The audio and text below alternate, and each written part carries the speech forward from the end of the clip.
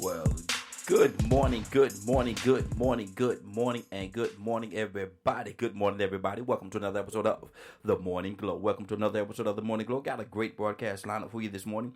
But before we go another iota, before we go another step further, I got to say good morning to my brother from another mother, but we got the same father. This is Mr. Leonard. Good morning, Leonard. How you doing this morning? Good morning, Raheem. Good morning to everybody listening, man. Let's have a great show today. Yes, sir. Yes, sir. Leonard, they had did you look at that debate last night? No. Okay. I looked at a I'll little. definitely be going back and looking at it today. Yeah, I looked at a little bit of it, man, and nobody really made a real powerful stance in any way at all. Nobody really made a stance, man, and that's one of the things that that disappoints me, man. Nobody made a real strong stance last night, and it's like they was tiptoeing around everything instead of just being open and honest and dealing with the situations, man. Everybody was tiptoeing. The one thing that kind of stood out with me was when Bernie and the young lady Warren. He said they got into a little he said she said. Well, you said it. No, I didn't. He said it. No, I didn't. I didn't mean it that way.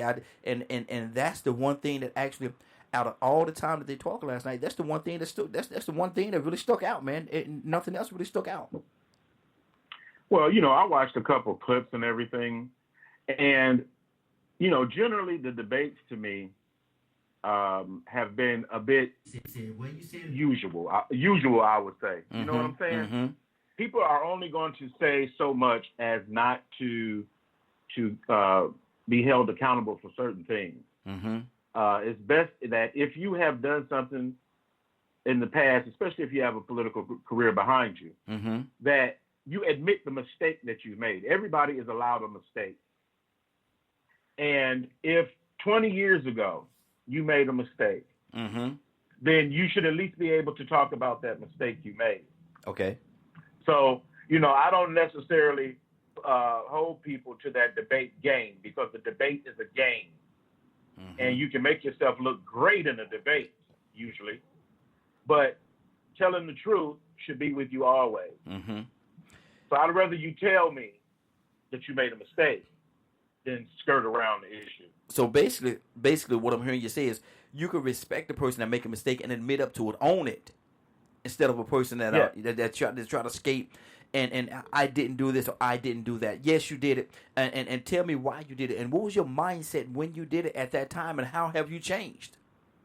Exactly. Explain it if you desire. Mm-hmm. If not, people gonna hold that against you in the debate format. Mm-hmm. Because that's what debate is about. Exactly. Now let me ask you this question, Leonard. Who do you think? And I know a lot of people are looking at this thing in this two things. Who do you think would have a better chance that's running on the Democratic side right now of beating Trump?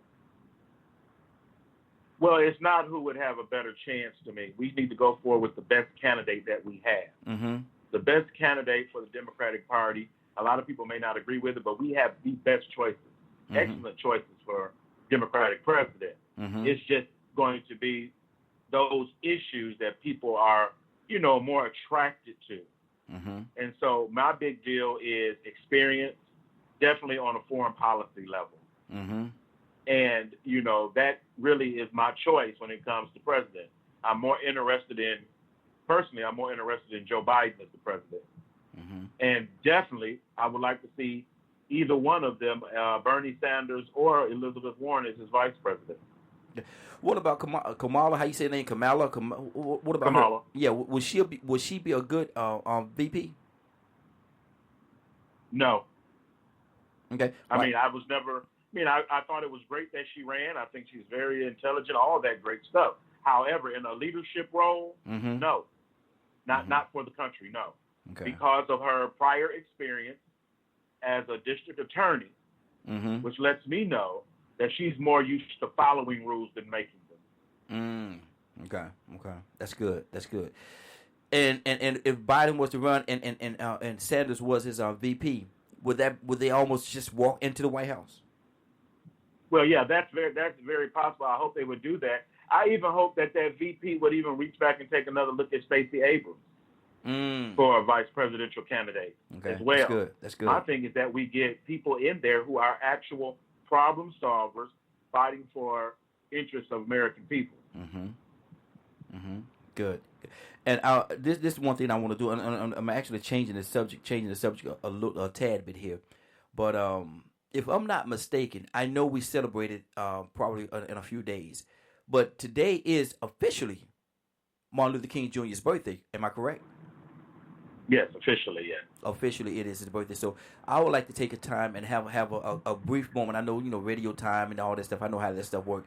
But I would like to have a brief moment, man, to acknowledge his birthday with a moment of silence, man. If we could do that. So let's have a brief moment of silence. We're not gonna do it long, maybe about 30 seconds. A moment of silence to acknowledge his birthday. So mute your phone for me while we do this.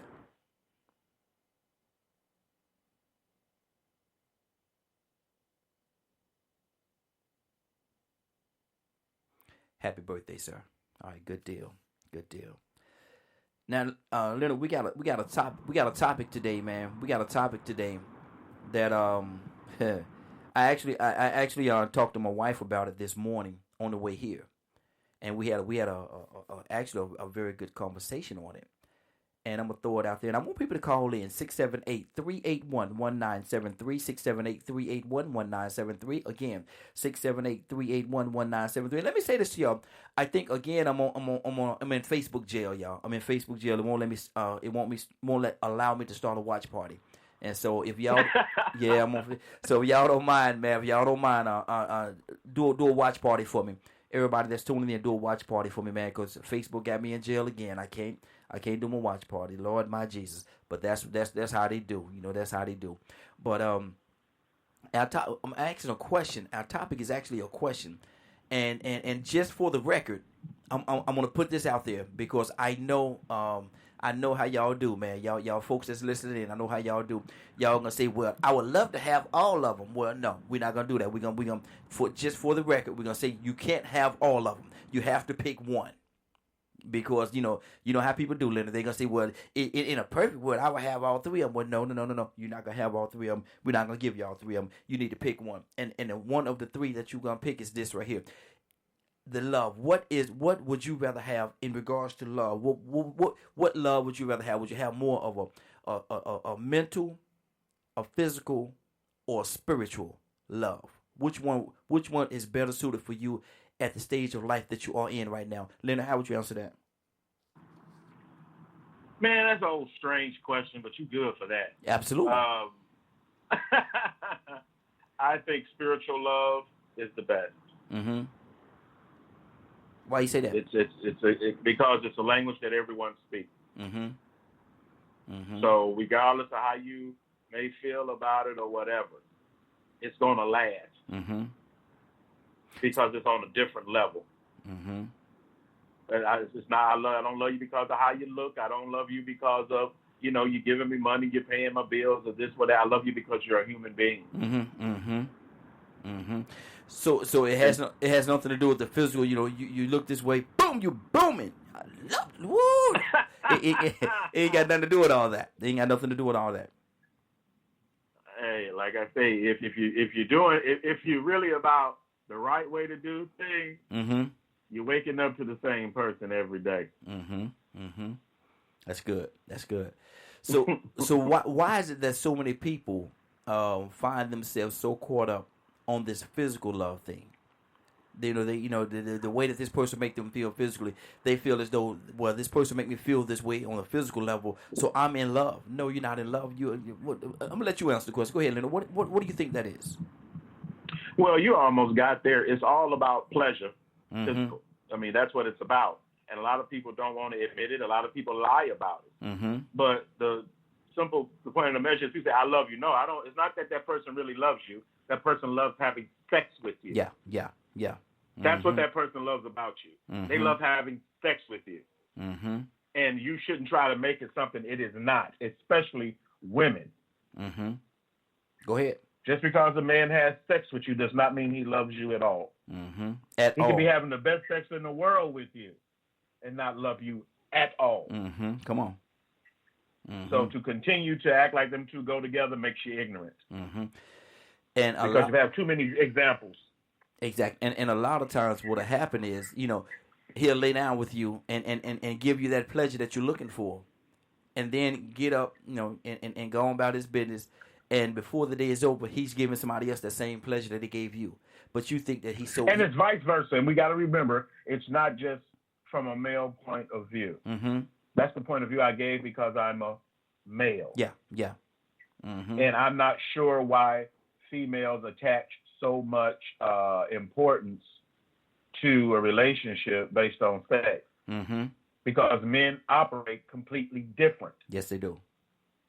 Whether you accept it or not, mm-hmm. we operate different. Mm-hmm. And it was sad. I know someone who's about 60 or so, and they have no concept whatsoever of real love. Mm-hmm. And then they behave accordingly. Mm-hmm. I have to look out for me in that category. I can do the best thing I can for other people. But his point of view is no one loves me, so I don't love anyone else. Wow.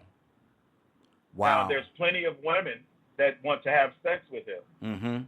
So this is what he is involved in, and this is what the online dating has ushered in to the community as well. Mm-hmm. This notion of generic sex. Mm-hmm. And anybody can have it. Anybody can do it. And really, it's just online, not prostitution, but just, man, I don't want to say a nasty word, but online promiscuity, I guess you would say. Yeah. Mm-hmm. Just, in a nutshell, they're just being nasty. Well, basically, you're just hooking up. Yeah. You're just too lazy to go out and do it, to sort through it at the club or sort through it wherever you go. Mm-hmm. So you sit down at a computer and do it. But the object is still the same. It's to hunt prey down. Mm-hmm. Easily. Mm-hmm. I met this fella about I guess it had been about a month and a half ago, and this fella this was a fella, he had to be 60-something years old, and we was at a seafood restaurant and we was talking, and him and the fella that I was going to meet was talking, and me and the other fella, we were supposed to do some business together. We were supposed to do some events and stuff together, and we were talking, and the older guy, 60 years old, he started telling the other guy about some kind of site that he got on his phone or something, where he could just pull up a name and call somebody and they'll come over and he get them $40, $50, $60 and whatever he want to do, they do it and they be there for 30 minutes, an hour, or however much time. I say, what? I say, there's an app for that, man. He said, yeah. Well, yeah. actually, that's whatever site he's on. That's the front for prostitution. Yeah, because there are legitimate dating sites that are not about prostitution, but his is. That's what he deals with, prostitutes. And I asked him, I said, man, so basically what you're saying to me is, I say, I don't know you, and I don't want to be this. And I told him, I said, I don't want to be disrespectful to you. I don't want to be disrespectful for you. But what I'm asking you is this: you're saying to me that you'll get on this site right here, find a girl, she'll come to you, and just because of the fact that you have the money, she'll do whatever you want her to do. I said, man, how do you feel safe with that? How do you? Well, it's not. He ain't looking for safety. I mean, safe in regards to, not his physical. Well, I guess it is his physical safety, but in you could walk away with anything, man. These people gonna lay down with anybody that got the money. You can always do that. I like to remember, it's not the automation of it or the technical of it. Mm-hmm. It's the purpose behind it. It's to do the same thing people been doing. It's just a little bit more what you think is discreet. Mm-hmm. But I remember when the same thing you could do, you could pick up a magazine and order a woman out of a magazine and come to your house. Wow. But I don't know where you from. I don't know where you from, Raheem. But I really don't. Man, I just I'm sure I'm actually from Greensboro, North Carolina, and I know it goes on there. I know it do, but I just don't. That's not my circle. That's not the circle. Right, exactly. And so because I have 4 daughters, and to think that one of my daughters will ever be in a situation like that, man, it's so it's how low are we going to degrade our women, man? How low are we going? How low? Well, how much? No. But see, that's the thing about it. How long are we? Who is we? Mm-hmm. I mean, society. Well, one, you have to put some of this responsibility on women as well. Mm-hmm. There are many. You it's not your circle. However, you would be surprised at the number of women that will have sex with you for $50. Yeah. You can go to any apartment complex or what have you. And the people who are in this type of lifestyle, they do this regularly. It's just now that people who would never get caught roaming the streets can go online now. I mean, it's a lot more, it's not like you have to walk the streets anymore. Mm-hmm. You go online and put all of it online, and you prostitute online. They make it so convenient for you. Yes. And it's not going to change because the desire of change. And that's one of the most complexing things about me. I mean, most complexing things to me about, who we are as human beings and this notion of sexuality. Mm-hmm. I mean, the Bible just does not do a very good job at explaining or covering this. It gives you rules on really what not to do. Mm-hmm. So you have a bunch of folks around here just using their own will and doing whatever they would like to do. And people say, well, the disease and things like that, if you don't care nothing about that, there's no need to have that conversation. Because most people are just looking for a good time. And see, the scary part about that is they don't care nothing about themselves acquiring these diseases, so they certainly don't care about giving it to you. Exactly. And that's why, one of the best things, when you give people advice or what have you, you should just look at that. People going to choose what they would like. Mm-hmm. And things come with risk. However, the person that's behaving that way, they're not concerned about that as much. There's another priority driving that behavior. Mm-hmm. And it's not, and it has nothing to do with being safe or what have you. Every prostitute is aware of these types of things. This is common in that profession. Mm-hmm. Okay? So, if you got people don't care nothing about getting nobody pregnant, I mean, you can kind of throw caution to the wind at that point. What we're talking about today, just to get everybody up to speed, what we're talking about, we don't have a topic today. This is Way Out Wednesday. We don't have a topic. We're talking about things. We're just talking about different things as we go. And what we're talking about right now is what is a better love? What is the best love for you at the stage of life that you're in right now? Is it a mental? Is it spiritual? Or is it a physical? What is the best love for you at this stage in your life right now? And has that changed? Leonard, let me ask you that question. Has it changed? Because you said it was right now it's a spiritual, but has it always been that way with you, or is it something over life a time span? It changed from this to that. No, it's always been that way for me. Mm-hmm. Because the first thing about one thing about all those other types of love is conditional. Mm-hmm. See, if I do this for you, everybody gonna love you if you're doing everything for them. Mm-hmm. And then sometimes you run into people don't care nothing about what you're doing for them. Mm-hmm. So it was always more important to me that you love me from a human perspective. Mm-hmm. Because then I also know that you love everybody else for that perspective. Not just because my hair is long, my skin may be light, whatever that all that. I mean, women with big butts think women men love them more. No, Mm-hmm. it's attracted to you. That's an attraction, Mm-hmm. and that changes. If you've been with a woman long enough, or anybody long enough, that changes. Mm-hmm. They ain't all made up, all pretty in the morning. It ain't all put together. The hair ain't always on in the morning. You know what I'm saying? Oh, you talking about these women wigs, man? Man, look, I talk about it any kind of way. It don't, it's superficial. Mm-hmm. Mm-hmm. And that's all we should take it for. It's being superficial.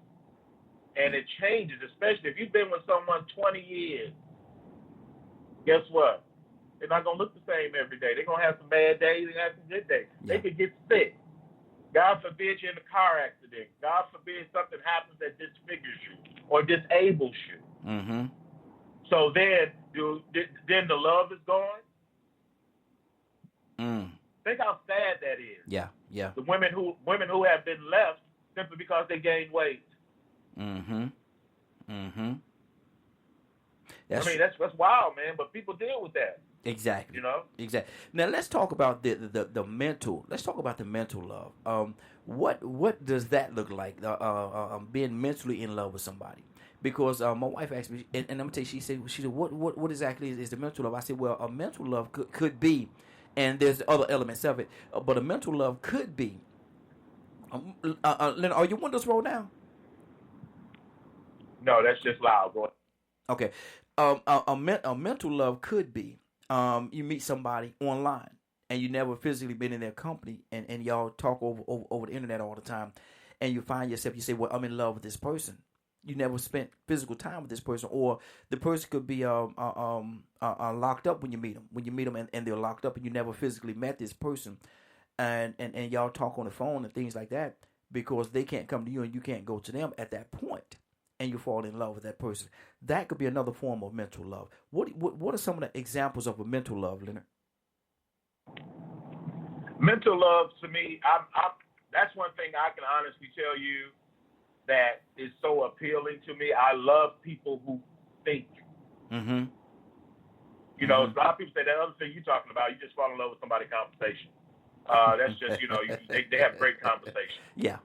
Some people just have great conversation. Mm-hmm. And it's easy to do that online because all you're doing is talking online. Mm-hmm. So, once a person finds out what you like to hear, they can easily shift their conversation to that. Exactly. So don't be fooled. Mm-hmm. Mm-hmm. Exactly. And the phone lines are open. Robin, I see you over there, Robin. Give us a call, 678-381-1973, 678-381-1973. And I encourage everybody to call in. We're having a conversation. This is Way Out Wednesday, so if you want to talk about whatever you want to talk about, you can call in, and we'll flip the subject and talk about whatever you want to talk about. Remember, this today, you're the boss. So whatever you want to talk about, we will talk about it and talk about it in its entirety. All you have to do, dial 678-381-1973, 678-381-1973. Let me say it again, 678-381-1973, 678-381-1973. Now, what we're talking about right now, we're talking about what is a better love for you in your life right now, where you are right now, and it's different for everybody. So we're asking you, for you, what is better? What is a better love for you? Is it a mental? Is it a spiritual? Or is it a physical love? What is best for you at this point in your life? And has that changed over time? Give us a call, 678-381-1973. Now, Leonard, a lot of time, if it changes, is it because of a maturity, like we talked about a couple of days ago, maturity, or is it just that a person is in a different place? Really, it depends on the maturity level of the person. Mm-hmm. A lot of people don't know what they want. I'm very concerned about the number of children that are being guided into this LGBT agenda type of thing. Mm-hmm. And one, you need to allow yourself to develop and experience things before you make these types of decisions. Mm-hmm. Mm-hmm. You shouldn't be so quick to claim things at such a young age. Mm-hmm. Mm-hmm. And I'm more concerned about that. But I think, if you're an adult, a lot of times you're just picking and choosing. Sometimes if things don't work, you may choose something else. Mm-hmm. It's that type of thing. it's also sad where women are finding themselves. I mean, some of them just seem like they're hopeless. Mm-hmm. But that doesn't have anything to do with the men. It may have something to do with their perspective and their previous experiences. Mm-hmm. Mm-hmm. Everybody that's single ain't eligible. Yes, sir. Yes, sir. So, that love thing exists even without, conditions when it's on the spiritual level that way. Mm-hmm. And that's why I prefer that because, I have probably changed. Some people who may know me when I was 19, they may see a different person when they're 48. Mm-hmm. And you I would hope so. I would hope that a person at 18, if they're the same at 18 as they are when they're 48 years old, something has not transitioned, something has not developed in the proper way, because you should be a different person at 48 than you are when you're 18. You really should be, and your expectation and what you're looking for in a relationship, that should change. That should change as well. Yeah, I went through a stage where, let me explain it. There was a woman I wanted, there was one that I should have, and there was one that I needed. Mm-hmm. Okay? Mm-hmm. And I was very young then. And being young, you simply don't know sometimes if you haven't had any experience. I don't get into relationships with women that way. I hadn't done that up until 18. Mm-hmm. So it wasn't a whole bunch of girlfriends and all this, that, and the other. I wasn't walking around talking about women ain't no good and all this type of stuff. I was simply finding my way. Mm-hmm. Actually learning women that way. You know what I'm saying? Yeah. How can you know what it's about if you don't give yourself that opportunity? Mm-hmm. Mm-hmm. To say, for instance, some people have a type. I never had a type. Mm-hmm. I like people who like me. Exactly. You know what I'm saying? Mm-hmm. But I'm gonna tell you something. To each his own. You're smarter than me, Leonard. If you're talking about you were learning women, because I'm gonna tell you something. At the age that I am right now, I'm still trying to learn women. I'm still trying to learn them. I'm still trying to learn them, man. Because you might have a disability. Oh. Look, yeah. I have a disability in the fact that I can't learn them, because they're like a day, man. To me, a woman is like a day, and no 2 days are the same. No 2 days are the same. Each day is unique in its own way. And yeah. And so to say that I know women, I might know this one or that one. I know my wife. It's not about knowing them. Mm-hmm. It's about learning about them. Mm-hmm. They're learning about themselves. Can I say something? You're just a little bit behind them. Let me say this, and I hope this does not sound selfish. I hope this does not sound selfish at all. I really do. I hope y'all can hear my heart when I say this. But though yes, I want to know women and stuff like that. I want to know certain things. But my main thing is as long as I know my wife, I'm good. Long as I know her, I'm good. And like I say, and that's my focal point. Long as I know her, long as I know what make her, and go through the good things that she have to go through, and long as I know and I can appreciate and love her. I'm not gonna say I don't want to know all the other women. I'm not gonna say that, but at the same time, that's my focal point. Well, then again, you coming from a different point of view, because if you notice when you read the King James Version, whenever it says something about an intimate relationship, and it means that you had sex, it says known. Mm-hmm. And he knew his wife. Yes, sir. Or he knew this person. Mm-hmm. And see, that's the thing about it. It's great. And that's one of the things that we got off track with. Mm-hmm. And why a lot of people have so many problems, because you tried to know everybody you met that was cute. Yeah, exactly, and that takes us down the line. That takes us down the alley of the physical. That takes us down the alley of the physical, because a lot of time, you walk, especially if somebody is single, and they walk and they see somebody that tickles their eyes, that tickle their eyes and everything, and they go and talk to this person. This person is halfway decently nice, and you speak and they speak, they smile at you, and you notice, they're looking good, and you sniff and they smelling good, and they took you could tell they took the time to take care of themselves, especially we guilty of this, man. In men at a young age, man. Look here, they'll tell you all the time, never trust, like BBD said, never trust a big button to smile.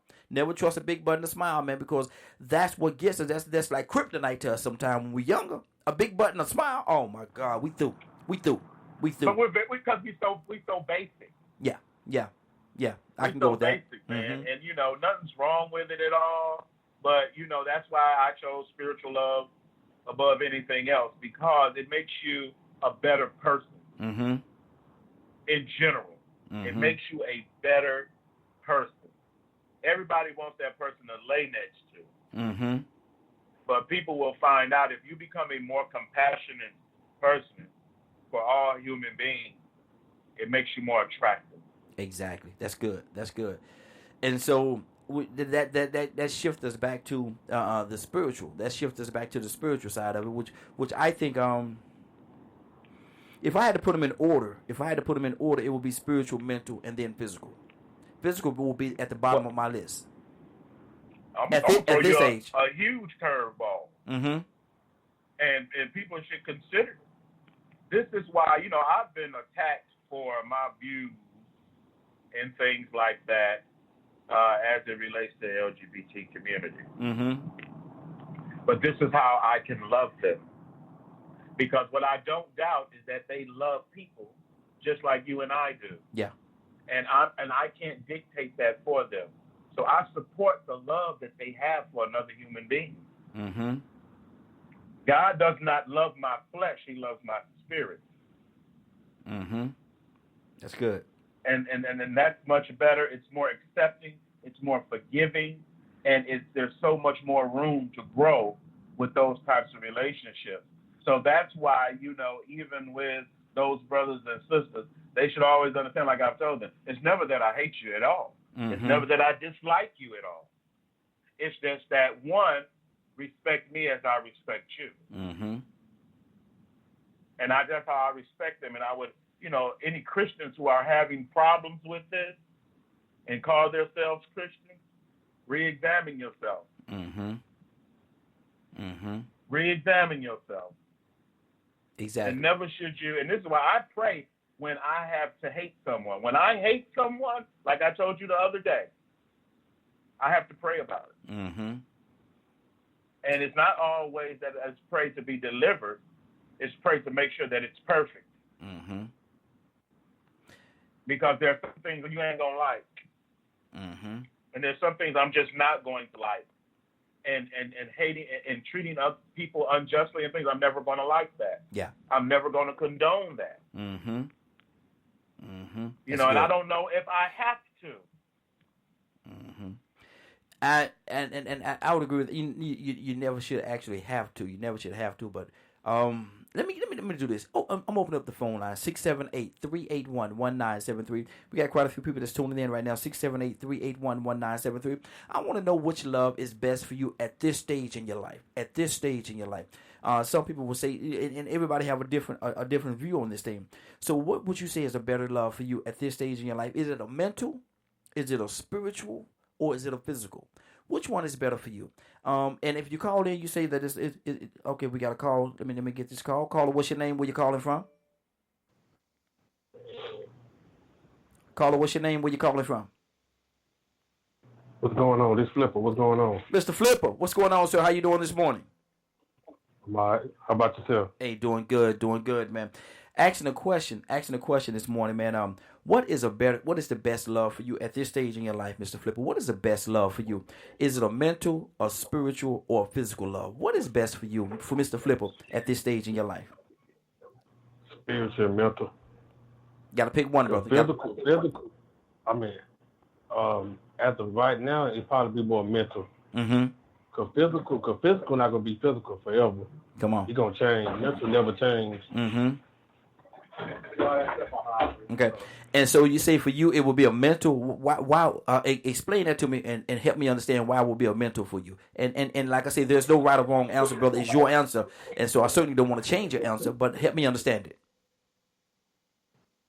Say that again. I didn't hear you. Okay, I say there's no right or wrong answer. That's your answer. But why do you say mental? And again, I don't want to change. I have no desire to change your answer. I'm just trying to understand why you say mental. Because once so once you get inside somebody's mind, y'all compatible, you'll always be loved, regardless of what it is y'all fall out or not. Y'all still have that mental connection. And would that and that would overtake the spiritual and the physical? Yeah, in my opinion, yeah. Okay, that's good. That's good. That's good. Now, has it always been that way with you, or is that something that over life you changed from maybe this to this, and now you're at the mental? Has it always been that way? I mean, to be honest, when I was younger, teenager, after that, a little bit in my 20s, it was physical. Because I was dumb, I didn't know no better. Okay. So when I started getting older, it became more mental. That's good. That's good. Okay. Leonard, what do you say to that? I mean, it makes complete sense because that's how he felt, and he told you that's what it was. Yeah. Physically, even physical. Everybody ain't attracted to the same thing physically either. So it just depends. This notion. There's this huge movement now with plus size women. I didn't ever remember a time when we didn't like them. Yeah. But obviously they felt different. They felt slighted for some reason. So beauty is definitely in the eye of the beholder. And like the brother said, he said himself, I was dumb when I was young, because now he's understood there's a lot more value that comes with these other types of love as well.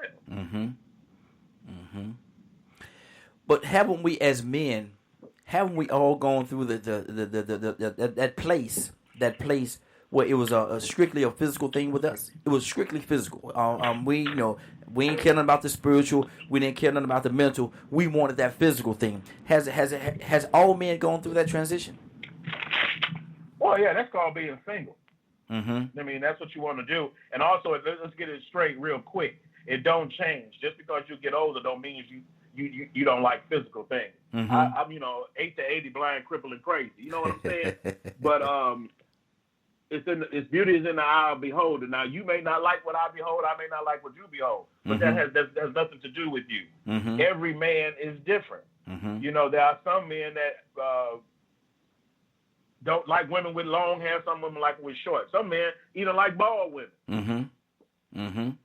It just depends. Beauty is in the eye of the beholder, and that's why women especially don't put all your eggs in a basket based on how you look. Mm-hmm. Because the day you wake up and don't look like that, you might just jump out of a building. If that's all you went through life with, there's something, and it's sad to say. And beauty is something else, man. You got some women wake up in the morning and they look at themselves in the mirror and they know how they gonna eat for the rest of their life.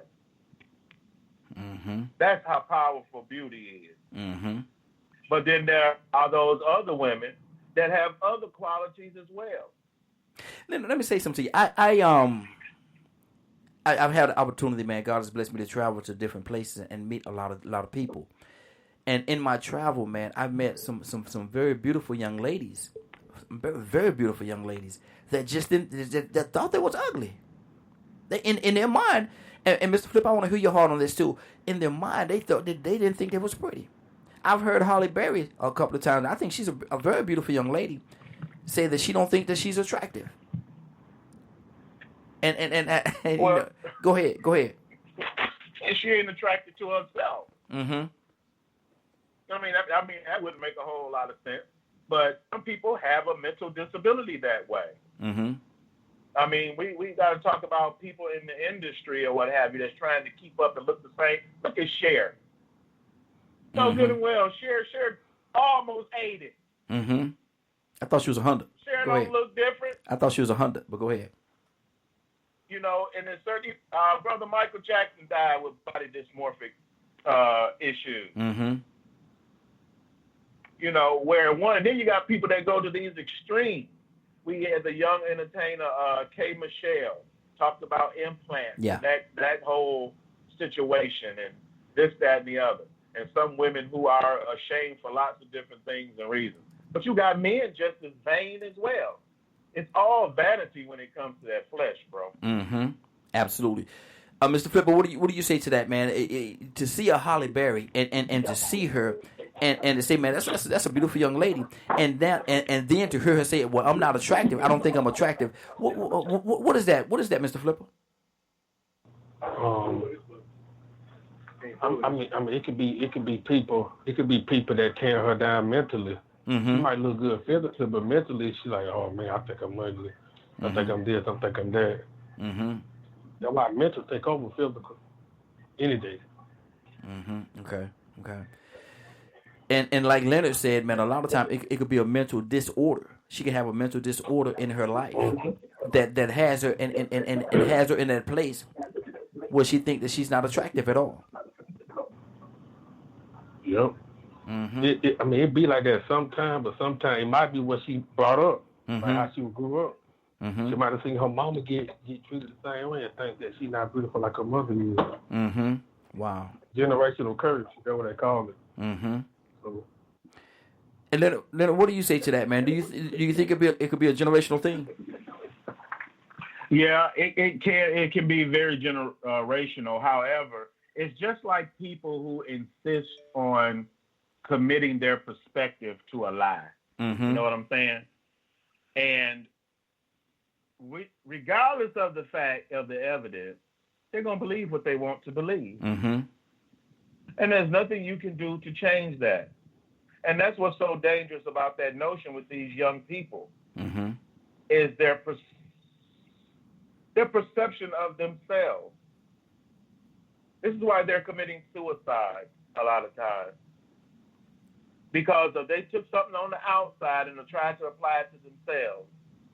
Now, in Halle Berry's case, mm-hmm. this woman been on the front of magazines as yes. the most beautiful woman in the world. Mm-hmm. That woman has a disorder, a mental disorder.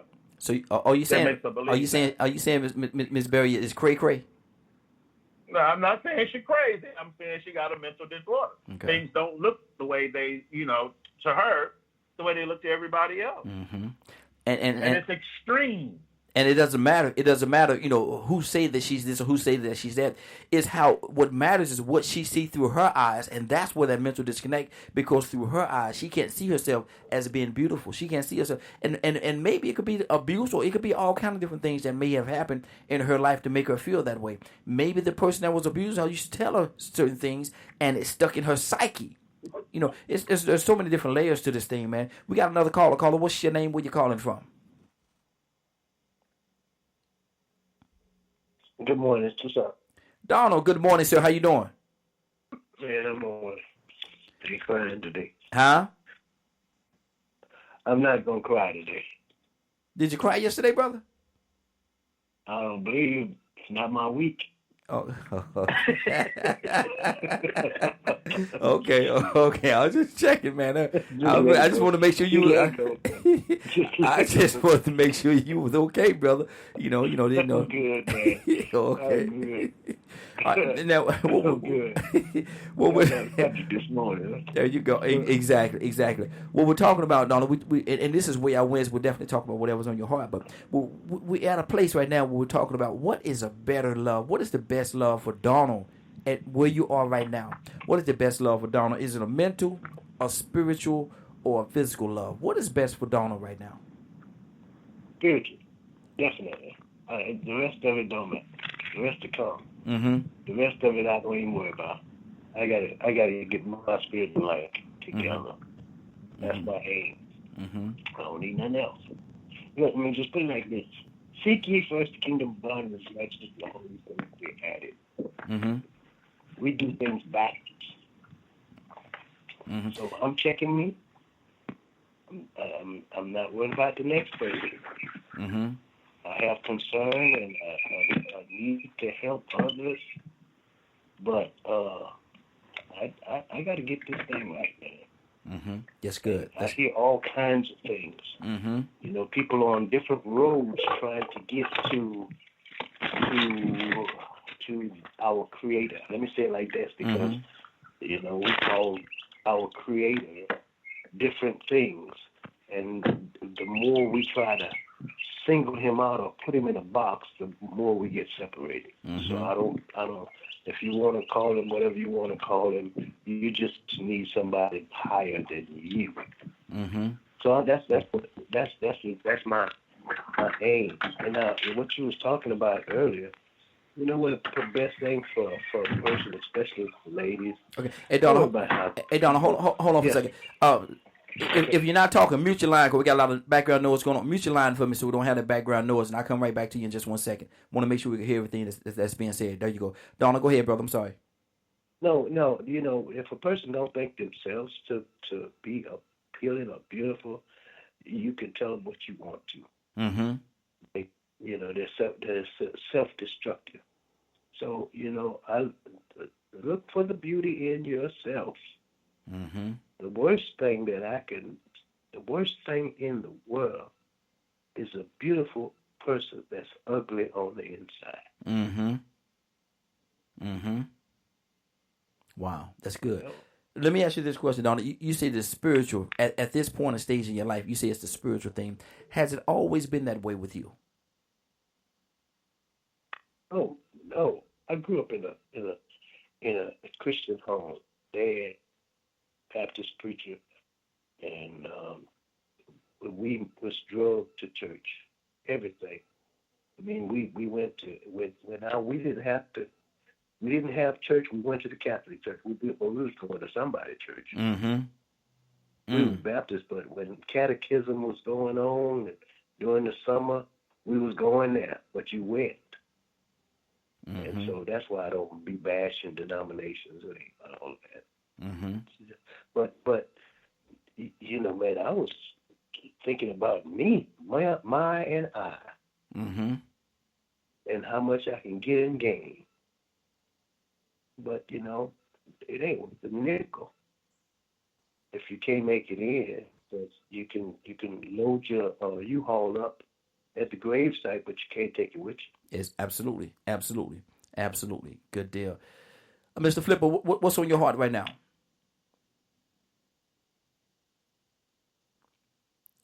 Mr. Flipper, I'm about to say it. All right, Mr. Flipper, I'm about to say it. Wake up and go to sleep. Wake up and go to sleep. Leonard, what's on your heart, brother? I like what my man Tucson said, and you know, it's the background as well, because you know, like my daddy was a Baptist preacher. Mm-hmm. I was raised in a Christian tradition. You learn about what love is most important early on.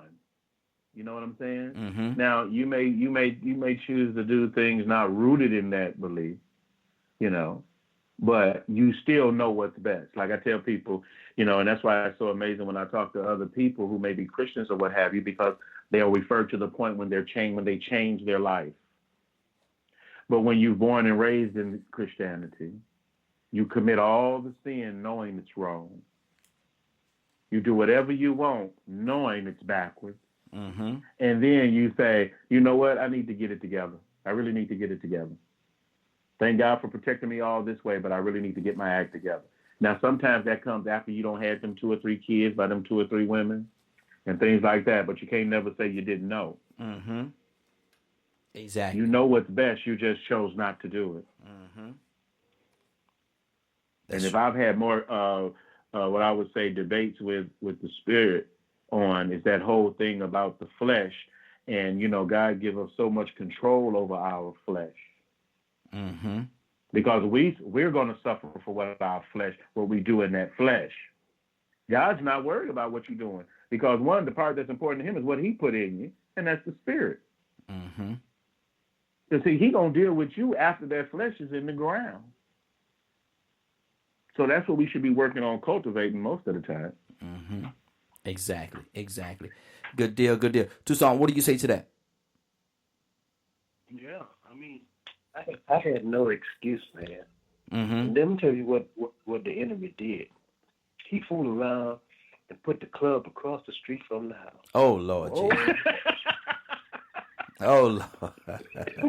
so I didn't have to go to the club. I had it going on. I'm telling you, boy, set up. Look at my man just giggling. Ain't that funny though? That's crazy. I'm telling you, It's true. He does. He's cunning. So it is, thinking, might as well be honest, thinking, your little player, whatever you want to call it. I didn't need to go to club, but I ran track, so everybody knew me.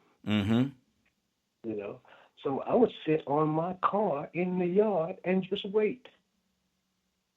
I'll go if I did go in the club. I'll go in for a purpose, and I come back to my car. I knew the rules of the house because you couldn't come in the house or you couldn't use Dad's car after 10 o'clock, period. Okay. So, man, I would, 9:55, I'd be headed towards the house if I had to go across town.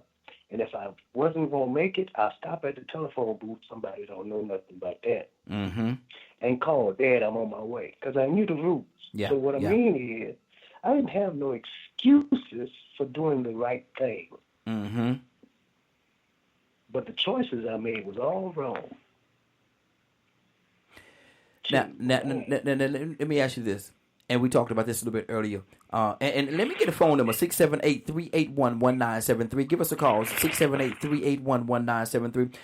Donna, how much of influence on your life at that age did a big butt and a smile have on you? Good Lord, you tried to set me up. Well, I'm telling you. Let me just say that like this. The enemy was working with me, and I was working with him. y'all was on the same team, brother? I mean, we were shooting marbles together.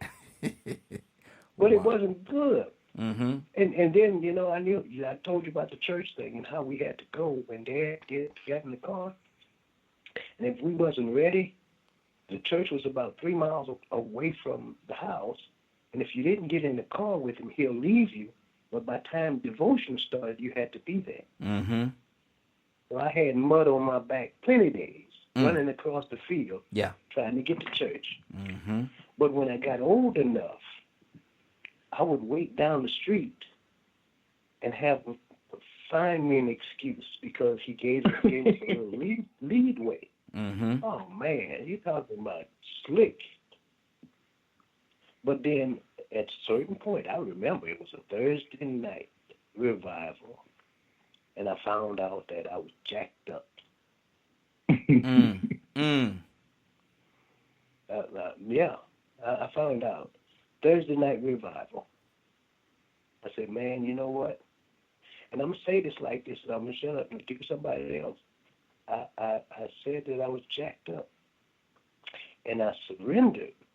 But then later on in life, I still had some issues. But you know what? I made up in my mind that I'm not letting go. There you go. Won't turn back. Raheem. Yes, sir.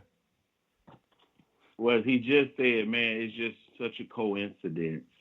And, from coming from the faith, that revival sometimes will really revive your situation. Yes, sir. And when he said it, to this day, I remember this revivalist that had come to our church, Pastor Rhodes, died many, many, many years ago. And one of his messages was living in a strain. And it was about how we cause certain things to happen in our lives, which causes us to struggle. When we have the cure and the solution all the time, sometimes we put that to the side, and that's how we wound up living in a strain. And we have to get at some point to say, look, I'm wrong. The Lord is right. Yeah. This is better than that. You know what I'm saying? And then sometimes, like, he was so funny when he said a revivalist, because that's the first thing I thought of. That's what I first remembered. Is that whole revival type of situation where that preacher comes in and all of a sudden it seems like he's just talking right to you. And you be like, man, I need to get back on the right path. Because like you said, when he knew he was jacked up with mud on his back, and at some point he just said, you know what? I got to do better. Yeah. But I got to. But we got a lot of times. What happens is we have to go through something. We have to go through something in order to realize that we have to make a change. And I just pray that a lot of things that we have to go through. Hope it's not detrimental to our life and our health, because Donald, we have to go through something, man. We really have to go through something to get it. We're hard headed. We're very hard headed. What do you say to that? Oh yeah. And then you know what? He knows how to knock you down without hurting you. Mm-hmm. And because he cares for you. And so I say that to say this: there's some people right now listening that have fallen to a low state, but you're still alive, breathing. Mm-hmm. We some of us, a lot of us, have been brought up in the home for whatever reason, however the home is, but you know something about the truth of the matter, that there is somebody that cares about you that is higher than you. Come on. You need to go ahead and surrender, because you can't win. Mm-hmm. Especially because, this thing is preordained. You know, he knows. And sometimes we get in a Job situation. We act like Saul, and we want to fight. We're Peter. We'll cuss somebody out and cut the ear off. We got all these people. Mm-hmm. We got demonic forces that are inflicting us. And we running around like crazy men in the graveyard rather than to go home. Mm-hmm. We got all these situations that are going on in our lives. But if you could ever, I think you said it, just try it for, how long you said, 6 months? Yeah, 6 months. Uh-huh. Just try it. Exactly. Now, here's the strange thing about it. Everybody got the truth. But you got to search within yourself and find your fix, because you don't belong everywhere with everybody. Come on. There's a certain circle that you fit in. And the reason why you can't fit in every circle, because we're peculiar people. Mm-hmm. I stuck out. I stuck out in the club because I had no business there. Wow. Mr. Flipper, you back with us? Mr. Flipper done really rolled over. He done rolled over, y'all. But Leonard, what do you say to that, man? Because that's absolutely true, man. We have to go through something, and as we're going through it, man, we don't always get it. And so we end up going through it again. End up going through it again. Leonard, what do you say to that? Well, like I said, some people, do go through that or what have you. But I'm just so glad I didn't really struggle with what some people do with the serial relationships and things like that, because I never committed myself to anyone. So I didn't have that issue that some people have. What you call it, a serial? Like he was explaining, it's personal. It's real personal. And people arrive at different points, but I'm glad I knew the right way. I was taught the right way to do things. So then I knew how far off I was in my decision making, and that's not to say that, one, I wasn't doing what everybody else was doing. Mm-hmm. You know what I'm saying? Yeah. But one, I wasn't invested in that. So it was easy for me to come and go and to make moves. Never going to get tied down. You understand what I'm saying? Mm-hmm. You was a player. And then and not so much as a player, and I don't, when people say the play game, no, because it wasn't about lying and deception. It was about having a good time with other women that liked to have a good time. Mm-hmm. You know what I'm saying? Uh-huh. But it was never ever a commitment, ever. There was no boyfriend, girlfriend, none of that. We was just going to get together because just go in that, and we was going to have a good time. Mm-hmm. Exactly. That's good. We have another caller. Caller, what's your name? Where you calling from? Good morning, everyone. It's Anna. Hey, Anna, how you doing? I'm good. How y'all doing? Doing good. Anna, we asked you the question. What is the best love for Anna at this stage in your life? What is the best love for you? Is it a mental? Is it a spiritual? Or is it a physical? What is the best love for Anna at this stage in your life? And has that changed over time? So right now in this stage of my life, it's probably spiritual. And yes, it has changed because I can say, so in around my 20s, I would say it was more mental. Mm-hmm. And what was the next one you said? Physical? What's the next one? Mental, physical, or spiritual. Mental, physical, or spiritual. Yeah, and around my 20s, it was still physical. Just being honest, if that all changed, mid-20s to more spiritual, early 30s, I think as we mature in Christ, we see this, I'm sure, as many of you guys, I was brought up in the church. It's just, the age, the stages, the rebellion we all go through, that, it's more, when you're younger, it's more of that, physical and mental. But yeah, at this stage of my life, it's more spiritual. I look for guidance from him. I just count on him for second and third for everything and consult with him. And when I say spiritual, my father is another thing people have got to remember is being equally yoked to your partner.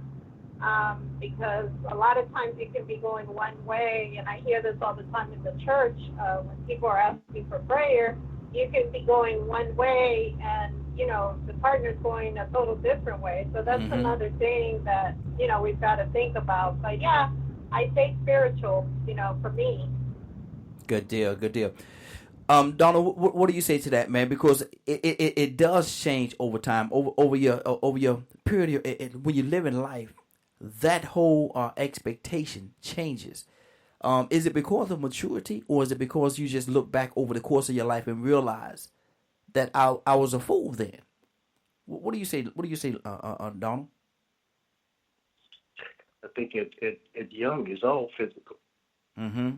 Well, coming up, it's all physical. I mean, and then when we get, when you get about 30 or so, then you start this mentally, I guess, because you should be thinking more. Mm-hmm.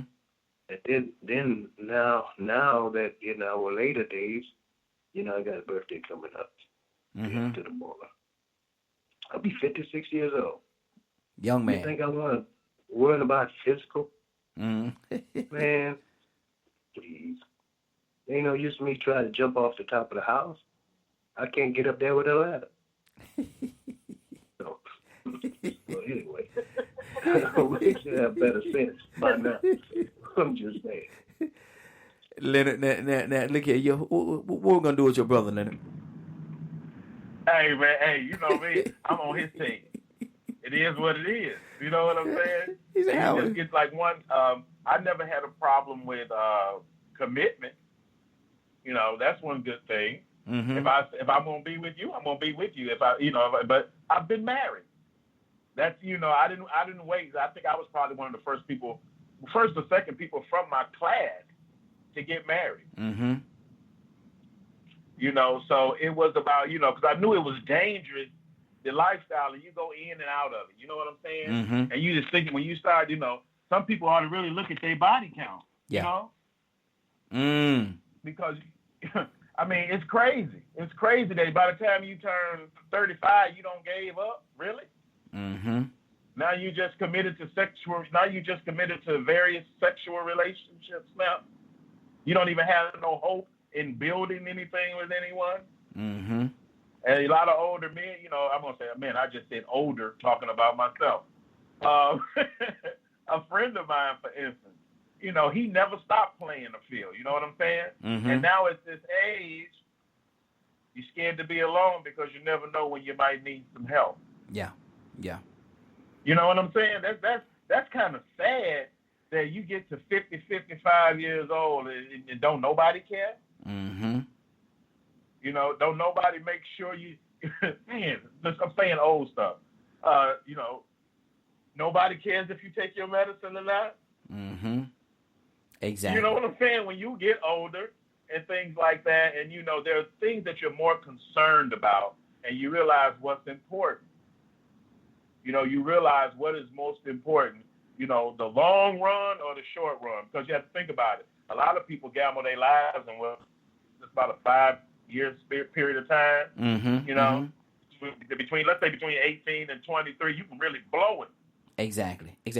Let me this is Way Out Wednesday, so we talk about a whole lot of different things, and so I'm gonna switch it up just a little bit, because Leonard, you just said something. And how many individuals, Donna, I'm gonna come to you with this, and then Anna, I'm coming to you. How many individuals are out there that's living really don't have anyone when they get to a certain age to come by and check on them to make sure they're okay? Because I've heard stories of people living in a house. Well, I guess not the best way to say it, but being in a house dead for a couple of weeks and no one knows. So are we grooming people, or are we loving people to enough that they want to come and check on it if they don't hear from us for a day or two? Are we grooming people to the point to come and check on us, or is life moving so fast that people just don't have time? And you have these individuals that sit in a house are dead for a week or 2 weeks or a month or whatever the case before somebody realized that, hold on, I have not heard from Jimmy in 2 weeks. I have not heard from Susan in a month. And go check on them, and they're laying in the house dead. Donna, what do you say to that? Everybody busy, and then people are so used to nobody caring. Mm-hmm. It's a twofold thing. Everybody busy, and they don't care anyway. So what I'm gonna call them for? Last time I called them because of caller ID, they didn't answer my phone anyway. They don't respond. So I'm just, and they lay there and go out, and nobody knows it. How many people know who stays 5 houses down the street? 3 houses down the street. Who stays across the street? Mm-hmm. We stay in the neighborhood that we don't want our neighbors to know who we are. Exactly. And we don't want to know them. Mm-hmm. We just want to stay in our little area. Churches on every block. And some people down the street, houses down the street, they don't even know who they are. Mm-hmm. Churches don't know people that are in the neighborhood that they fellowship with every day. They don't even know. Don't even know. Don't want to know. Don't know who the people. Don't try to. Don't know who the people are that live. Jesus, praise the Lord. Exactly, and don't know who the people are that live next door to the church. They don't know who them people are. Who live next door to the church? I don't know. I ain't never seen. They don't come over here. Anna, what do you say to that? A person sitting in a house dead for a week or 2 or even longer without anybody knowing. Anna, that's a sad place.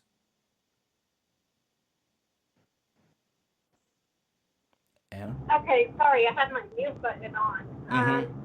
So I can see where Mr. Toussaint is coming from, but at the same time, I don't know. I'm the kind of person that I will check in on people and be like, even if you don't take my call, I'm just checking in to see how you're doing. But I am that caring person. It's just in my personality to be that person, especially if you're close to me and I'm constantly hearing from you. So I don't know. That's a hard one. Because I don't understand how someone can distance themselves so much from everybody to where nobody would know for a month, that you're gone, or even a week. I mean, because I'm sure if something happens to me, I got communication with enough people to where they'd be like, hold on, this doesn't even sound like her. Mm-hmm. Even if I don't take the call, you get a text from me, I'm in the middle of something, I'll give you a call back later. Mm-hmm. If you don't hear that from me, that should be, a connection. Okay, wait, something's wrong with her. Yeah. And, he's right, because I do know my neighbors, but I don't, because I like to mind my own business. In that sense, I don't want problems with any neighbors, especially with the homeowners association. You really don't want problems with neighbors. But, at the same time,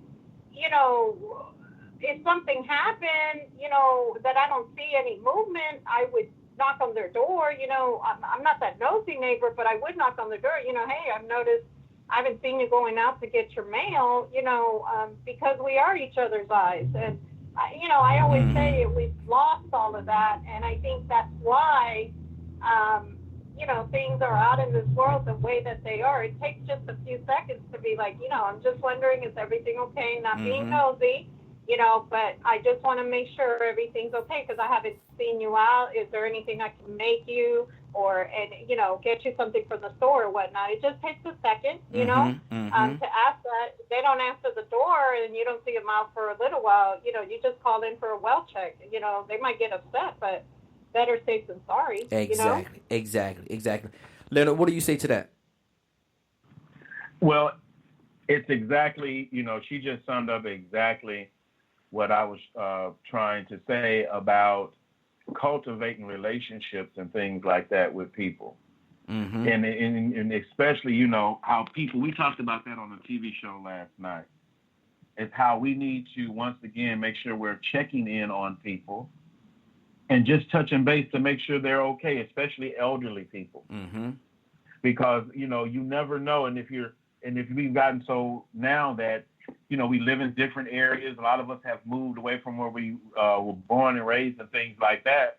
And so you have to cultivate new relationships with people. And it's very important, especially if you have issues. Like if you haven't done it before, identify maybe an elderly person on your block or what have you, and develop a relationship with them. I used to, like Miss Anna said, call just to check to see how they're doing. Yeah. Do you need me to run to the store? Especially if they can't get around and things like that. Everybody don't have kids that look out for them. So we as believers have to fill that void. Exactly. In this day and time, Leonard, do people really care enough to look out for their neighbor in that way? Do they care enough? Because life and living and everybody think they're so busy that they don't have time. So do they even care? Well, I mean, everybody got their different personal lives. And one thing I learned about this activism work is that it can fill up your entire life if you allow it to.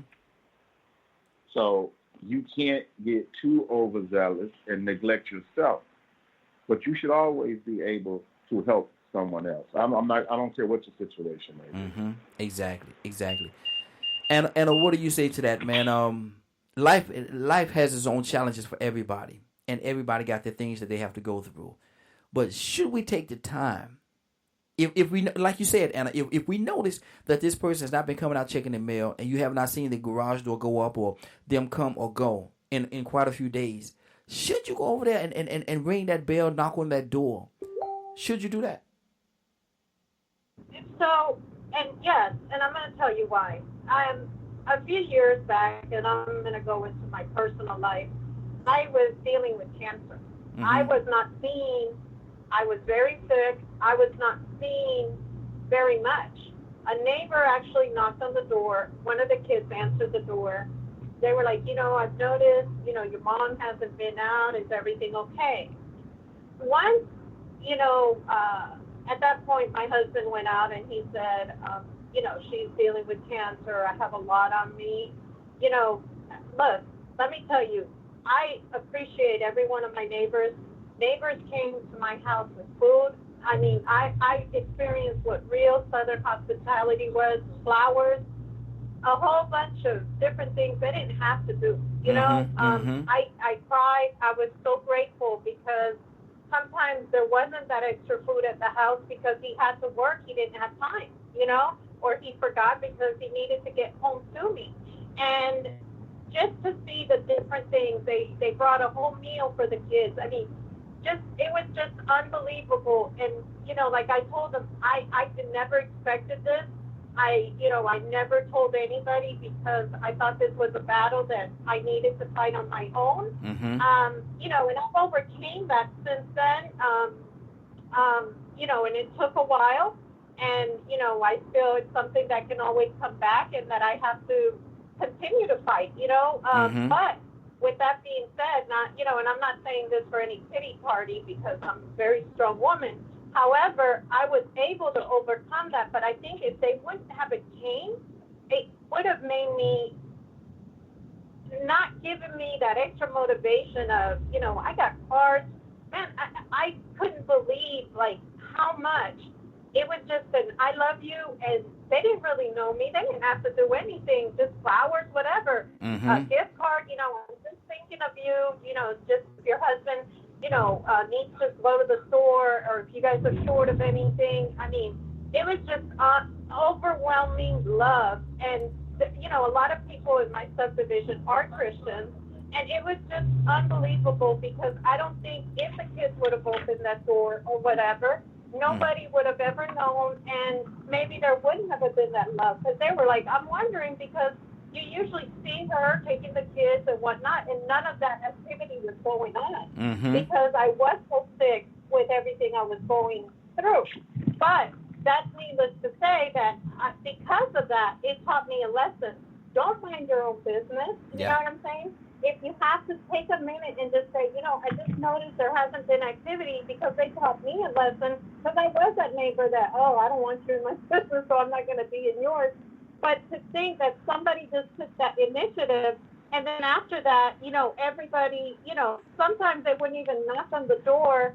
They would just, kind of knock on the door, and then when, the kids or whoever would come out, there was a meal out there because I couldn't get up to cook.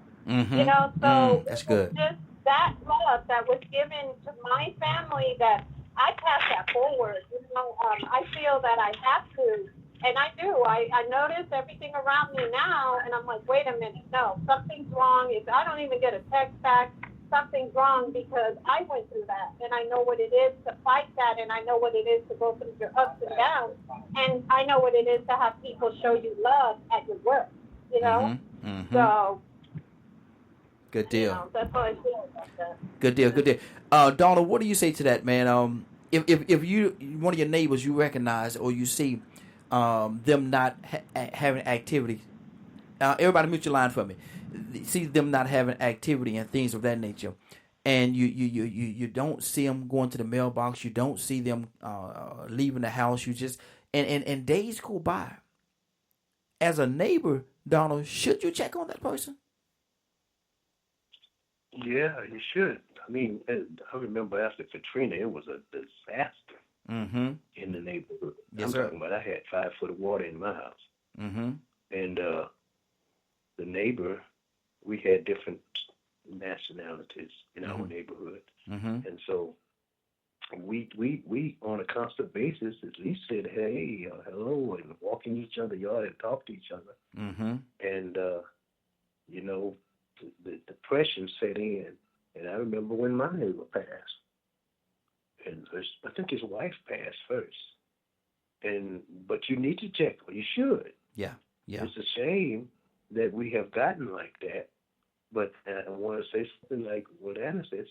There are still people that care, and I'm kind of like her. I need to give back, because some people, they'll come to the house. I don't like people at the house, but they'll come. I had to say that. I know. For real. But they'll come and say, well, I hadn't seen you. I just need to check on you. I appreciate that, and thank you. And they'll go on about their business. But that's the way that we need to do, because we're so busy doing nothing and not getting anywhere that we're just becoming a village of strangers. Yep. And that's not good. And that's my thing, Leonard. We could live on the same block with somebody, the same street with somebody, 4, 5, 10 years, and you see them, throw your hand up and keep moving. That's all you do. Don't know their name, don't know their kid's name, don't know what they're going through. Is that a good thing, Leonard? Well, it really depends if you're gonna take, because they'll understand that, like Brother Toussaint said, it's common. A lot of folks don't want you at the house. You know what I'm saying? So you have to respect people's distances, but there's still a way to communicate with people to let them know you care. And it doesn't have to be overbearing or anything like that. It's just that, hey, like say for instance, my neighbor, when the ambulance is on the street, you can believe the next day I'm probably going over to see if there's anything I can do. Because I seen an ambulance at your house last night and I was concerned. Mm-hmm. That's good. That's good. So what I'm hearing is we should take a stance. We should take an opportunity to spend time and get to know who we living next to, and that way, so we can actually be there for our neighbor. Am I my neighbor's keeper? That's I changed it up a little bit. Y'all know I did. Am I my neighbor's keeper? Because you have to remember, you're living next to these people, mm-hmm. and younger people don't probably do. Even when I was moving from apartment to apartment, I would at least know folks around me. Mm-hmm. You know what I'm saying? Mm-hmm. I'm gonna meet you, or like, sometimes when you see a guy fixing on a car or something. A guy saw me fixing my car one day, and he lived in the apartment on the top. And just so happened, he just said, "Man, you know what you're doing?" And we started laughing. But he just happened to be a mechanic, mm-hmm. and the brother happens to be a veteran as well. And as long as I stayed there or what have you, this guy, he looked out for us, and we looked out for him. Mm-hmm. And so, just developing that relationship, because you're communal. People are usually communal. You're living around one another. And think about it. That's where you live. Yes, sir. It's not where you go to work. It's not this, that, or the other. That's where you live. Mm-hmm. So that person going to see you, the bad or the good. Look, if the police got to bring you out that house in handcuffs, they going to see you. Yeah. Or whatever. Mm-hmm. Those are the people that live right next to you. Mm-hmm. Somebody should know who you are. And see, the thing about it, Anna, if you go into some physical situations, and if your neighbors know who you are, and the ambulance come and they ask you certain questions, you can answer those questions, because you've had that communication, and that could very well save your neighbor's life. If and you have the conversation, are you allergic to anything? If something would have happened to you and the ambulance would have come, what are the steps that need to take, or what should not happen? Because that, like I said again, that could very well save your neighbor's life. Anna, what do you say to that? Well, I have all that information on my cell phone. I'm just saying that gets a little bit personal in my opinion, but just because of medical HIPAA and all of that. But, I mean, if you have that connection with a neighbor, like in my case, I guess because I would wave at all the neighbors and they just didn't see me out and I'll tell you, it was almost a year. And, finally one of the neighbors, knocked on the door and they were like, I just noticed that your mom hasn't been outside. And fortunately that day, my husband was home, and he was able to answer those questions. But I think EMTs and all that and, law enforcement, they know to go to your cell phone. Everybody has access to be able to put your personal things you're going through, what medications you take and whatnot. I just think that gets a little bit personal. And, I also want to add that we all have that really nosy neighbor that's waving at everybody and, knowing everybody's business. Now, I try not to be that neighbor because, you never want to do that neither. You know what I'm saying? There's limitations, I think, to people's space, and we need to respect people's space as well. It was just that I wasn't seen for a while, and I guess somebody finally got the nerve to ask, what's going on. But see, Anna, I know that, and you're right. You should respect a person's space and not invade their quote unquote their territory. But at the same time, I know that you appreciated and your family appreciated your neighbors in what they did, and so that that it could be a good thing. Yeah, that's iffy because now if you're that neighbor that's gossiping about, I'm one of those neighbors that if you're coming to me with gossip about John Doe down the street, I'm going to tell you. That's none of my business, Mm-hmm.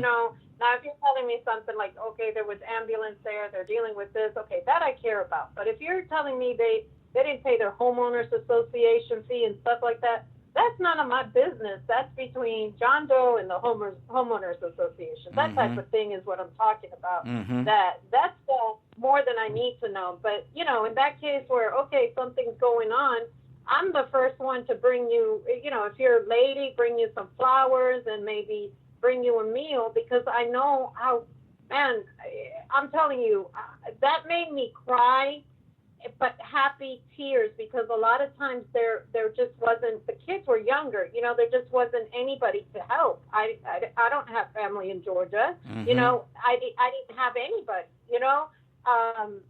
But we got eventually to a routine which nobody thought about till later on. Oh, let's pre-cook the meals and then put them in the freezer, in the refrigerator, and then we can, you know, make that, because normally, you know, heat it up, because normally what I cook is eaten on that day, you know, no leftovers or whatever, unless it's a holiday. But then we thought of that later on, and, you know, like I said, it's for like 2 weeks, man. They were bringing meals, and it was just unbelievable, the love.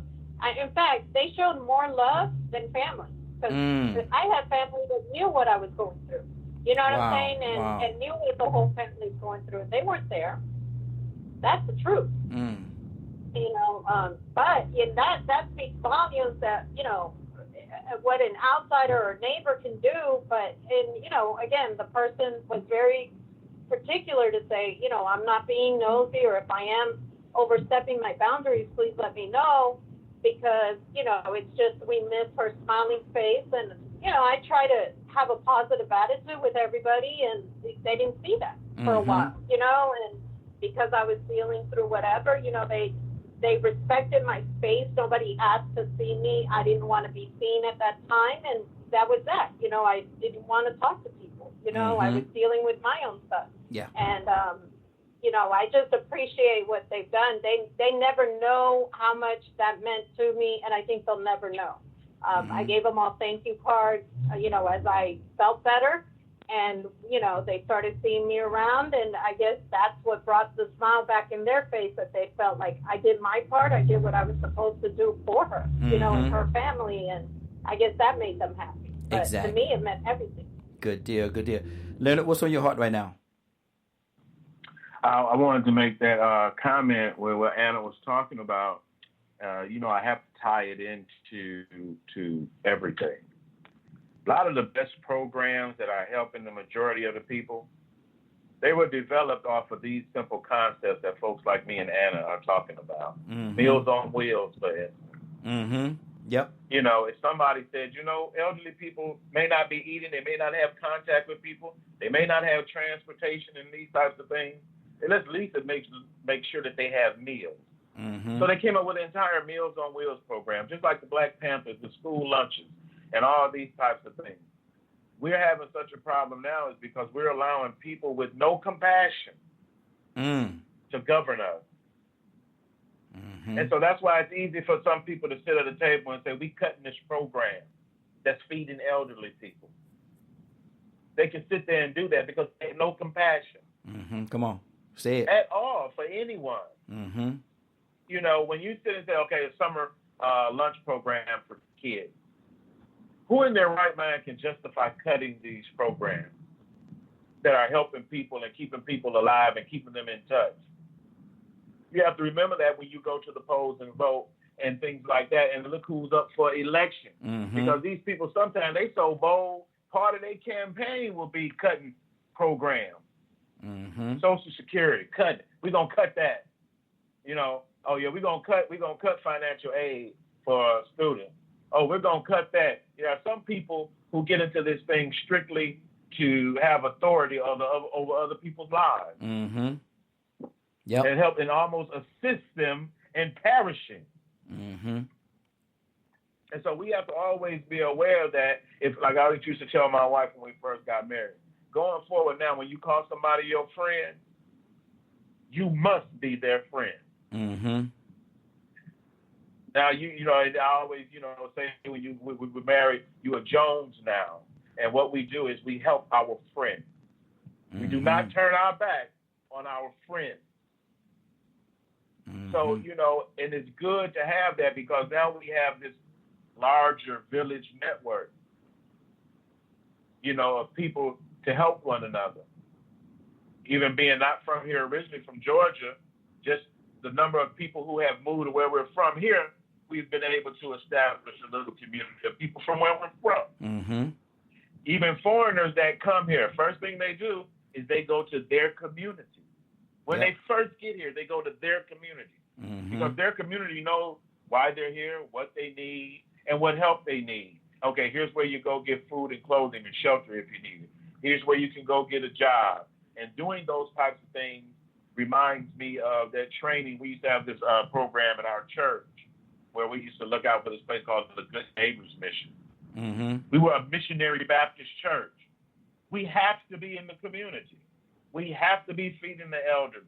We have to be going to seeing the sick and the shut in. Oh, what's the sense of calling yourself a Christian if you're not doing these things? Come on. Absolutely. Donald, talk to me. Talk to me, Donald. We got some work to do, brother. Toussaint, you there? Yeah. I wanted to make a motion that every missionary Baptist church, if they're not doing nothing, take the sign down. At least take missionary off it. Because we talk, run off at the mouth. But see now, the church is supposed to be there for the community, not the community for the church. Come on. I think. You got it right. And so, I mean, it just makes sense. But we want everybody to join or come in, and the most important thing in the church is the offertory period. Yeah, well, something wrong. That's not missionary work. Do they know what it is? Takes money. Do they know what it is, though? It's just, I think it's an inherited title. We started off 100 years ago with a missionary behind it, and we just gonna carry it on. But we don't care who stay next door. Matter of fact, because of the fact that the house needs fixing, we wish they would just move away or tear the house down. Because it's making our church look bad. Wow. I got to roll, man. Okay, good there. Well, we got a few minutes. We got a few minutes. We're gonna get on out of here too, man. I definitely appreciate you, Donald. Thank you, man. And I'll talk to you soon, bro. Talk to you real soon. Yes, sir. Okay. And what do you say about that missionary church that's not going out there into the community and doing anything at all? They're not doing anything to help and assist the community at all. It's go ahead. I actually went to a church, and I'm sorry if I interrupted you. I'm in the car. No, you're fine. But I actually went to a church, and one thing I heard the pastor say up in the altar, and that was the biggest turnoff for me. Raheem, most callers that call in, they don't really know me, to put a personality to who I really am, but you've gotten to know me a little bit more. You know who I am, that caring person that will help out. Absolutely. I'm usually the first one to step up. So I heard this pastor say something. I guess somebody in the church needed help with their electric bill. And he said that this is a church where people, I'll never forget those words, this is a church where people have to work. And this isn't a church where you give to people. Well, every time I turned around, he was asking for money for something. And I'm not saying that that's wrong. I mean, you need help, you need help. But then again, if your congregation needs help as well, there should be funding for them. Yep. Meanwhile, you have an expensive car, and I don't like to talk about that because maybe God does bless us, whatever the case may be, but you couldn't whip out $100 or $200 to help out somebody from your church? No, it's not right. And that was one of the last times, needless to say, in the last 10 years, I've only been to 2 churches because I don't like to switch them up like that. But that was one of the last times I went to that church because I couldn't believe that somebody up in the altar was so cold.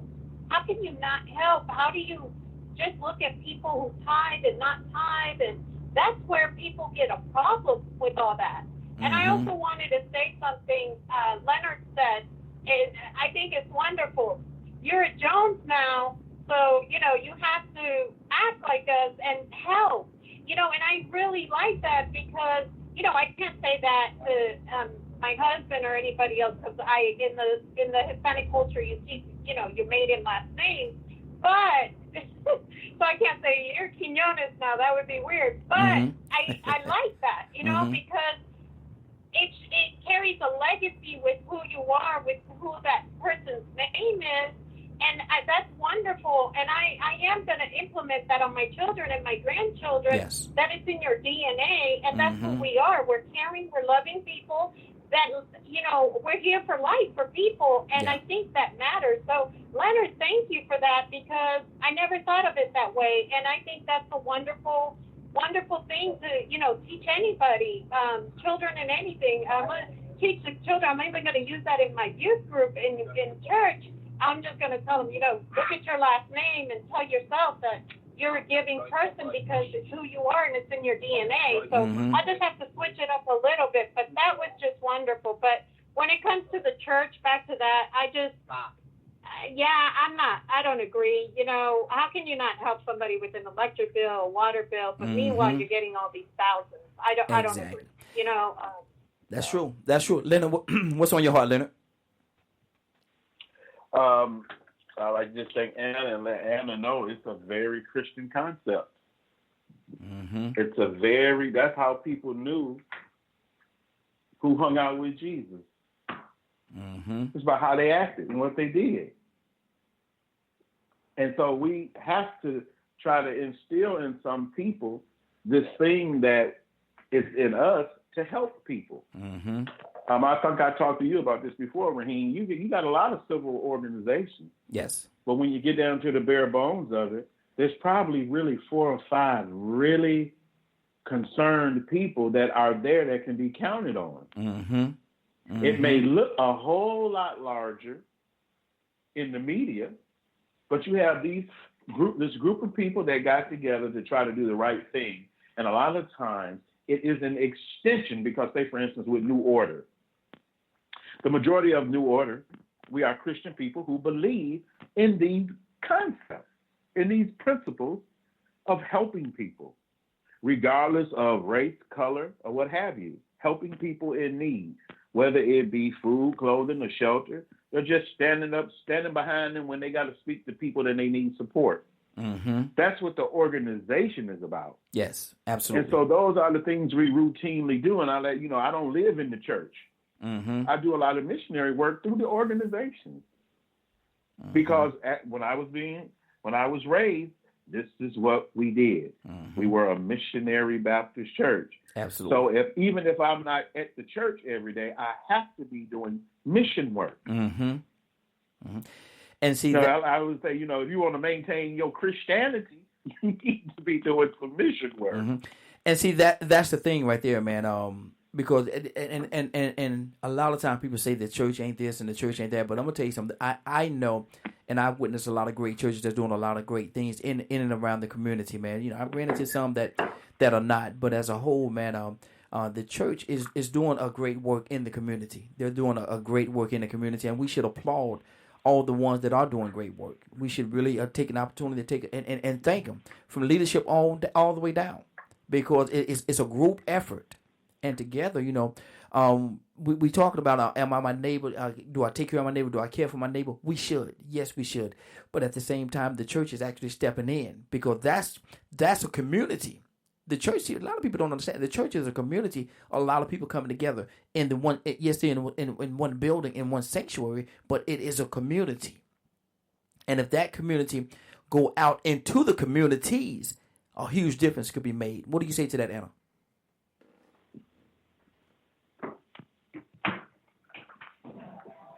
So that you can explain that again. You said a lot of churches do go to the community and help with the community. Is that what you said? A lot of churches do go out there and do a lot of great works in the community. But when everybody come together and they fellowship in the congregation, that is a community. That is a community right there. Oh, yeah. Now, if we take that community, the congregation, the church, that come together in that structure, and we take that community and take those people and put them out into the communities, because they all come from different places, it will make a huge difference as a whole. What do you say to that? I do, but, and this is the thing, Raheem, not everybody has the same heart. It's very rare to meet those people that genuinely got that love and are willing to genuinely care. You and I both know it, even when you go to church, one organization was, what is the name of it? Big Mama. Mm-hmm. They truly care for people. They truly love people. Mm-hmm. I haven't met too many people like that. Yeah.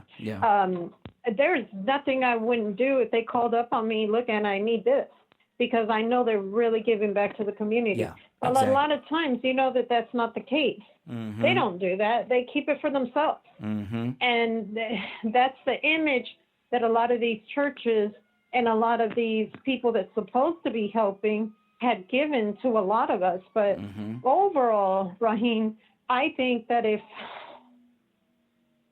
there was a group of people and we really knew that, okay, look, I really care, I think that people would love it, and I think that if a few of us, the good ones, do get together, I think people will love that, and start something up like that, Exactly. That's my opinion. Good deal.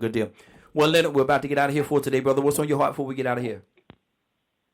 Man, it was a good conversation. It was also, I hope people listen to Brother Toussaint when he said about, if you got a church and y'all ain't doing no work, take the sign down. Exactly. Because really, if you're not involved in some type of ministry, reevaluate your Christianity. I'm not saying you're not saved. I'm just saying reevaluate your Christianity. Exactly. If people have no idea that you are a Christian, you may want to, change how you live and how you do things. Exactly. And I want to say something, Princita. Thank you very much, Princita. Thank you. I saw what you did. Thank you. I definitely appreciate that. And we got to get all y'all to call in one day. 678-381-1973. 678-381-1973.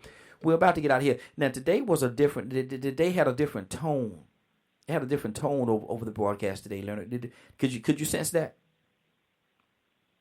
Yeah, I think it was because we started off talking about the love situation and what it is and what it should be and different opinions about it.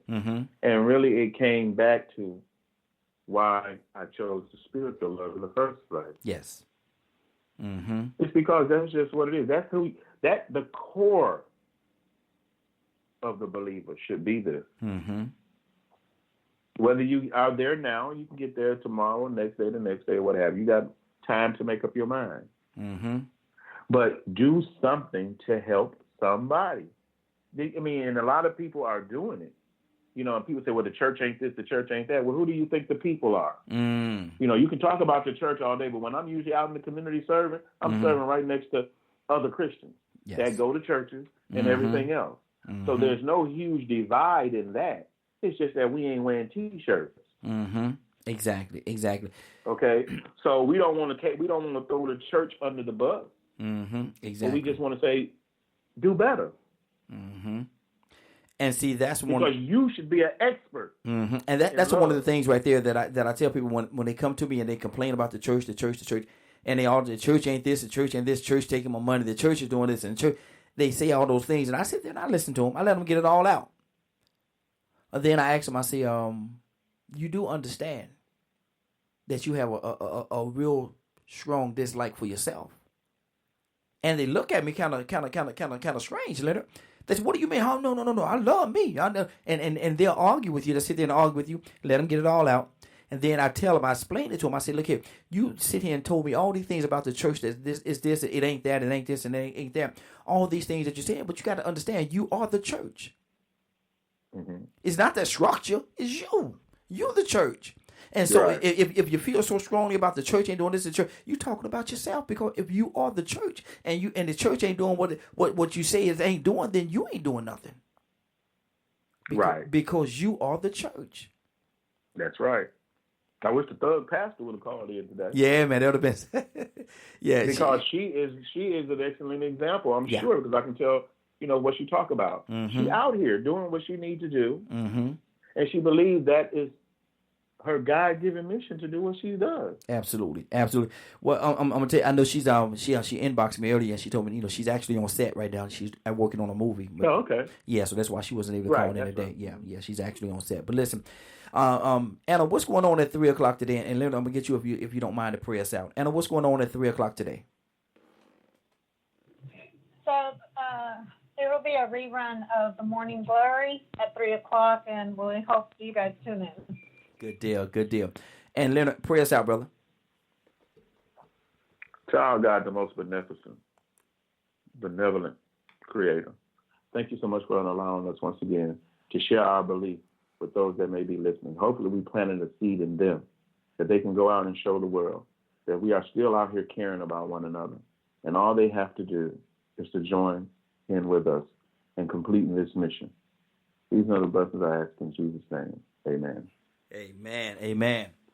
I want to thank everybody for tuning in. And more than that, I want to thank you for allowing DCAM Radio and the Morning Glow to be a part of your morning. We're here every day, Monday through Friday, from 7 o'clock until 9 o'clock. So make sure you make your way back, man. We definitely love to see you. And Placenta, you spoiling me now, Placenta. I see what you're doing over there. You spoiling me now. But listen, we're about to get out of here for today. It is now 9:10. You're about to exit the Morning Glow. But before you go, I want you to do me two favors, if you will. One, I want you to continue to pray for us because we're certainly praying for each and every one of you. And number two, why this is real simple. I want you to go out there, find somebody, and give them a hug because you never know. It could be the only hug that they get, or it could very well be their last. Love you, and ain't nothing you can do about it. Have a great day and a better tomorrow. We shine some of this light on you from the Morning Glow. Now take it out there into this cruel world that we live in and let your light so shine on someone else. We're going to end as we began with the song. This is Mr. Christopher. The name of the song is Your Word. Have a great day, y'all. Your word is the light unto my pathway, and your word is the lamp unto my feet, Lord. Your word is the air that I breathe. Your word is the most important thing to me. Your word is the light unto my pathway, and your word is the lamp unto my feet. Oh, your word is the air that I breathe. Your word is the most important thing to me. I'll hide it in my heart that I might not sin against you.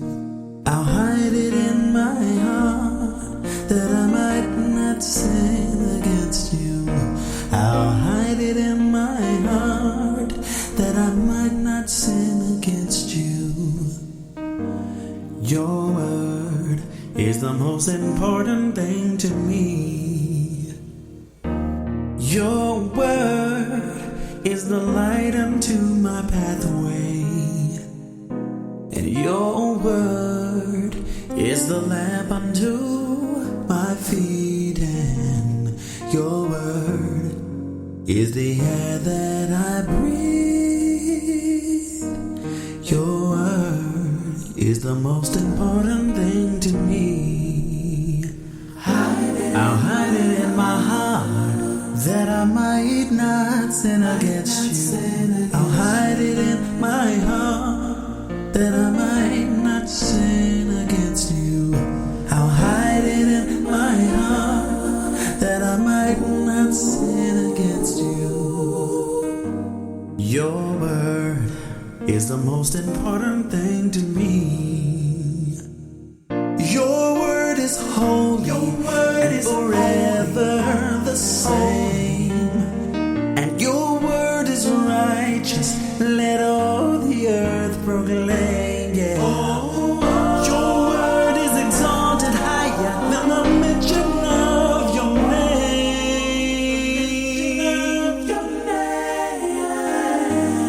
Your word is the most important thing to me. Your word is the most important thing to me. And and I'll hide it in my heart that I might not sin against you. I'll hide it in my heart that I might not sin against you. I'll hide it in my heart that I might not sin against you. I'll hide it in my heart that I might not sin against you. Hide it in my heart so I might sin against you. Not sin against you. Whoa, whoa. Your word is the most important thing to me. Your word is the most important thing to me. Your word is the most important thing to me. Your word is the most important thing to me.